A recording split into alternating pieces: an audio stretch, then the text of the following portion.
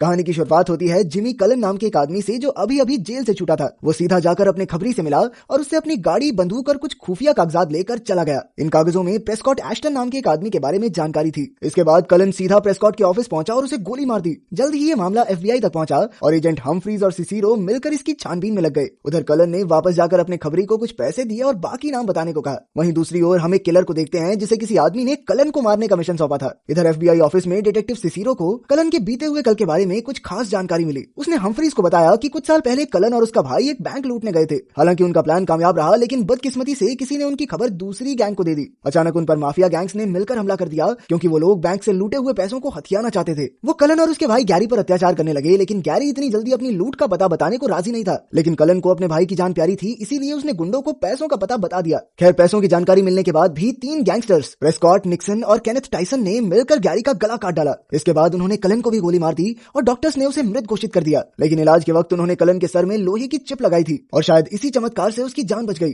सिसिरो का मानना था कि अब कलन बाकी गैंगस्टर से अपने भाई की मौत का बदला लेने आया है। इसी दौरान कलन अपने दूसरे टारगेट केनेथ टाइसन के पास पहुंच गया। केनेथ उस वक्त एक लड़की का अपहरण करके उससे जबरदस्ती करने की कोशिश कर रहा था, लेकिन कलन ने आते ही उसके सर में गोली मार दी। इधर किलर भी उसका पीछा करते हुए यहाँ तक आ गया था। जैसे ही कलन वहां से निकला तो किलर ने उसे मारने के लिए उस पर हमला कर दिया। अचानक दोनों तरफ से जमकर गोलीबारी होने लगी और आखिरकार कलन किसी तरह वहां से बच निकला। उधर डिटेक्टिव हम्फ्रीज अपनी गर्लफ्रेंड से मिलने आया। उसकी गर्लफ्रेंड बहुत गुस्से में थी क्योंकि हम्फ्रीज अपने बेटे को समय ही नहीं दे पाता था। खैर, फिर हम्फ्रीज अपने बेटे को स्कूल छोड़ने निकल गया। रास्ते में उसे डिटेक्टिव सिसिरो ने फोन करके केनेथ के कत्ल की खबर दी और उसे तुरंत वहां पहुंचने को कहा। वहां पहुंचकर हम्फ्रीज को पता चला कि केनेथ कई लड़कियों के साथ अश्लील हरकतें करके वीडियो बनाता था। फिर सिसिरो ने उसे बताया कि लोगों ने यहाँ एक और शूटर को भी देखा है जिसने कलन पर हमला किया था। उधर किलर अड्डे पर काफी गुस्से में बैठा था क्योंकि आज वो कलन को मारने का मिशन पूरा नहीं कर पाया। उसने अपनी गर्लफ्रेंड लिली को इस बारे में बताया तो लिली ने उसे भरोसा दिलाया कि आज नहीं तो कल तुम कामयाब जरूर होगे। उसकी बात सुनकर किलर शांत हो गया और उसने खुश होकर लिली को उससे शादी करने को कहा। उधर कलन अपने दुश्मनों को खत्म करके अपनी गर्लफ्रेंड नान के घर आ पहुंचा, लेकिन उसे देखकर धक्का लगा कि नान ने जिंदगी में आगे बढ़कर अपना परिवार बसा लिया था। कलन ने उससे अपने बच्चे के बारे में पूछा जो जेल जाने से पहले नान के पेट में था,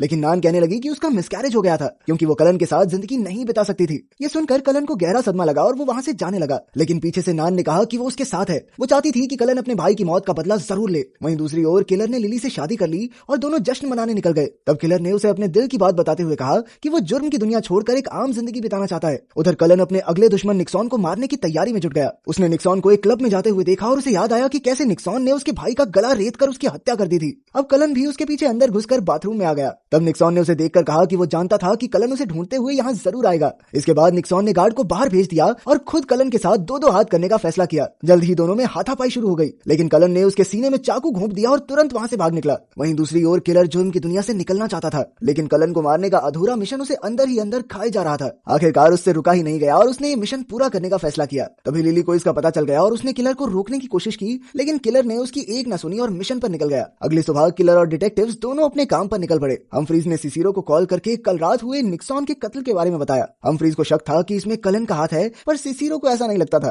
खैर, फिर हम्फ्रीज ने खुद क्लब में जाकर सच का पता लगाने का फैसला किया। जल्द ही हम्फ्रीज और सिसिरो को खबर मिली कि निक्सॉन की जान बच गई थी और अब एक हॉस्पिटल में उसका इलाज चल रहा था। उधर जब कलन को इस बारे में पता चला तो उसे फिर याद आया कि कैसे निक्सॉन ने उसके भाई को मारा था, इसीलिए वो फिर से निक्सॉन को मारने हॉस्पिटल की ओर निकल पड़ा। वहीं हम्फ्रीज जानता था कि कलन यहाँ जरूर आएगा, इसीलिए वो पहले ही हॉस्पिटल पहुंच गया। जल्द ही कलन वहां आया और उसने इलाज के दौरान ही निक्सॉन को गोली मार दी। गोलियों की आवाज सुनकर हम्फ्रीज तुरंत कलन को पीछे करने लगा और आखिरकार बेसमेंट में दोनों एक दूसरे के आमने सामने आ गए। जल्द ही दोनों ने गोलीबारी शुरू कर दी, लेकिन जब कलन ने हम्फ्रीज का पुलिस बैच देखा तो वो उसे छोड़कर वहां से भाग निकला। रास्ते में उसे निक्सॉन के बेटे का फोन आया और उसने पूछा कि क्या तुमने ही मेरे बाप को मारा है। इस पर जब कलन ने हाँ कह दिया तो निक्सॉन का बेटा कहने लगा कि मैं तुम्हें जान से मार डालूंगा। तभी अचानक कलन की नजर किलर पर पड़ी जो उसका पीछा करते करते यहाँ तक आ पहुंचा था। उसी पल दोनों हाई स्पीड में गाड़ी भगाने लगे, पर इसी चक्कर में कलन की गाड़ी का टायर फट गया और मौके का फायदा उठाकर किलर ने उसकी गर्दन में गोली दाग दी। लेकिन फिर भी कलन तेजी से वहां से भाग निकला और एक बार फिर से किलर का मिशन अधूरा रह गया। इस बार तो किलर गुस्से से तिल मिला उठा और उसने किसी भी कीमत पर कलन को मारने का फैसला किया। किलर से बचने के बाद कलन अपने घर पहुंचा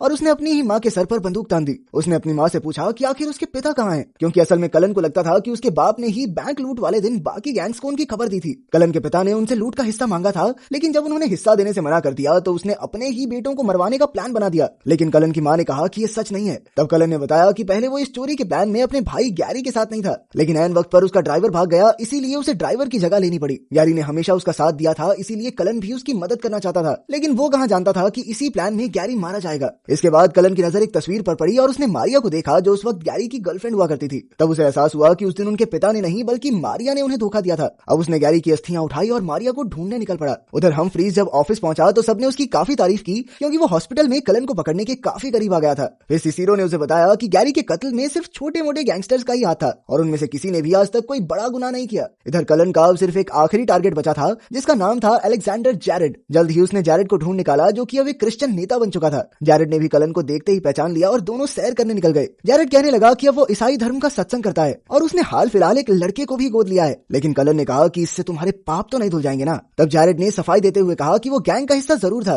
लेकिन वो नहीं जानता था कि बाकी गैंग वाले गैरी को मारने की फिराक में थे। उसने उन्हें रोकने की भी कोशिश की, लेकिन वो गैरी को बचा नहीं पाया। जैरेड ने कहा कि उसे तो सिर्फ दरवाजे की रखवाली करने के लिए बुलाया गया था और सच में उसे इस प्लान के बारे में कुछ भी मालूम नहीं था। इसके बाद उसे जेल की सजा भी हुई और वहां से जब वो बाहर निकला तो एकदम बदल चुका था। तब उसने अपने गुनाहों से तौबा कर ली और अपनी पूरी जिंदगी लोगों की भलाई में लगाने का फैसला किया। उसकी कहानी सुनकर कलन का भी दिल पिघल गया और वो जैरेड को गोली नहीं मार पाया। आखिरकार उसने जैरेड को माफ करके घर वापस लौट जाने को कहा। इसके बाद कलन एक कैंप में अकेला बैठा था कि अचानक किलर वहां उसे मारने आ पहुंचा। उसी वक्त डिटेक्टिव हमफ्रीज भी वहां आ गया और उसने सिसिरो को फोन करके बताया कि वो कलन को पकड़ने जा रहा है। ये सुनकर सिसिरो घबरा गई और उसने हमफ्रीज को बाकी पुलिस वालों के आने तक इंतजार करने को कहा, लेकिन हमफ्रीज कहने लगा कि इतना वक्त नहीं है। दूसरी ओर अंदर कलन ने अपनी लिस्ट देखी, जिसमें उन सभी लोगों के नाम थे जिनसे उसे बदला लेना था। उसने देखा कि अब सिर्फ एक नाम बाकी था और वो था उस आदमी का जिसने किलर को कलन को मारने का मिशन दिया था, लेकिन कलन नहीं जानता था कि आखिर ये है कौन। अब किलर और कलन एक दूसरे पर हमला करने ही वाले थे कि अचानक हमफ्रीज ने वहां आकर किलर पर बंदूक तान दी। जैसे ही किलर ने अपनी बंदूक नीचे रखी तो हमफ्रीज ने कलन को गोली मार दी और तब ये खुलासा होता है कि गैरी की मौत का आखिरी जिम्मेवार हमफ्रीज ही था, लेकिन कलन उसके बारे में नहीं जानता था।